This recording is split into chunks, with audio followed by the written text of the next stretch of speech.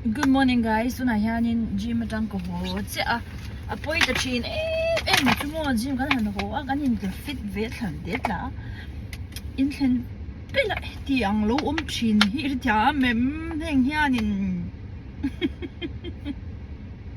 Ti le put meng a hei hi mo chang kan an yam mo. Kan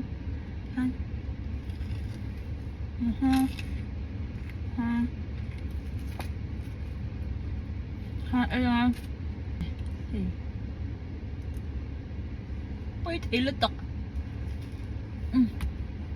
Ang tanya, sa nga meron.